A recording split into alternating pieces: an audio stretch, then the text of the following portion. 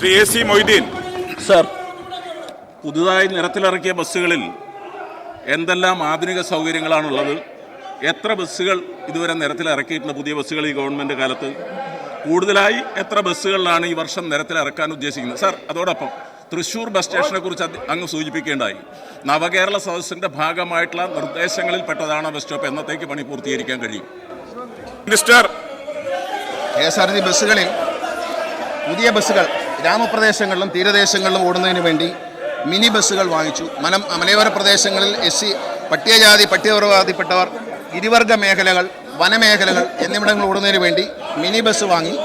അതുപോലെ KSRTC എപ്പോഴും നമ്മൾ കാണുന്നത് കേരളത്തിൻ്റെ തെക്ക് നിന്ന് വടക്കോട്ട് ഓടുന്നതും വടക്കുന്ന് തെക്കോട്ട് ഓടുന്നതാണ് കാണുന്നത്. അതിൽ നിന്ന് വ്യത്യസ്തമായി ലിങ്ക് ബസ്സുകൾ വാങ്ങിയിരിക്കുകയാണ്. KSRTCയുടെ ചെറിയ ഫാസ്റ്റ് പാസഞ്ചർ ബസ്സുകളാണ് ലിങ്ക് ബസ്സുകൾ. ഈ ലിങ്ക് ബസ്സുകൾ ഓടാൻ ഉദ്ദേശിക്കുന്നത് കേരള സംസ്ഥാനത്തിൻ്റെ കിഴക്കുനിന്ന് പടിഞ്ഞാറോട്ടും പടിഞ്ഞാറുനിന്ന് കിഴക്കോട്ടും മലയോര മേഖലകളെ തീരദേശവുമായി ബന്ധിപ്പിക്കുന്ന ബസ് സർവീസായി ലിങ്ക് ബസ്സിനെ നമ്മൾ അവതരിപ്പിച്ചിരിക്കുകയാണ്.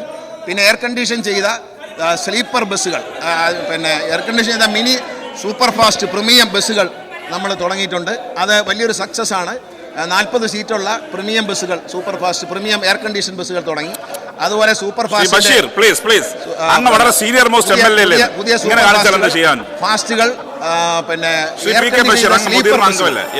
എയർ കണ്ടീഷൻ ചെയ്ത വോൾവോയുടെ സീറ്റർ ബസ്സുകൾ, ഇനി എയർ കണ്ടീഷൻ ചെയ്ത വോൾവോയുടെ 2 ഫുൾ സ്ലീപ്പർ ബസ്സുകൾ വരാൻ പോകുന്നു. അന്തർ സംസ്ഥാനത്തേക്ക് ഓടുന്ന ബസ്സുകൾ ബഹുഭൂരിപക്ഷവും പിന്നെ എയർ കണ്ടീഷനാക്കി മാറ്റുകയാണ്. അതിൽ സ്ലീപ്പർ കം സീറ്ററുണ്ട്. അങ്ങനെ വിവിധ സൗകര്യങ്ങളുള്ള ബസ്സുകൾ രംഗത്ത് വന്നു. പിന്നെ അദ്ദേഹം ചോദിച്ചൊരു ചോദ്യം തൃശ്ശൂർ ബസ് സ്റ്റേഷനെ കുറിച്ചാണ്.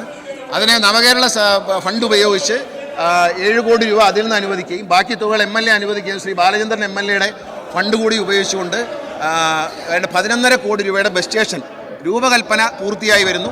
അത് പഴയ ബസ് സ്റ്റേഷൻ പൊളിച്ചു മാറ്റാനുള്ള നടപടികളെല്ലാം ആയി കഴിഞ്ഞു. ടെൻഡർ കഴിഞ്ഞു. അതിപ്പോൾ പൊളിച്ചു മാറ്റും. ഉടൻ തന്നെ ഒരു 2-3 മാസത്തിനുള്ളിൽ അതിൻ്റെ നിർമ്മാണ പ്രവർത്തനങ്ങൾ തുടങ്ങാൻ കഴിയും. അതിൻ്റെ പ്ലാനും പദ്ധതിയൊക്കെ റെഡി ആയിട്ടുണ്ട്. വളരെ മനോഹരമായ, കേരളത്തിലെ ഏറ്റവും മനോഹരമായ ബസ് സ്റ്റേഷനുകൾ വരുന്നത്. ബസ് സ്റ്റേഷനുകളുടെ സ്ഥിരം രൂപകൽപ്പന ആകെ മൊത്തം നമ്മൾ മാറ്റി.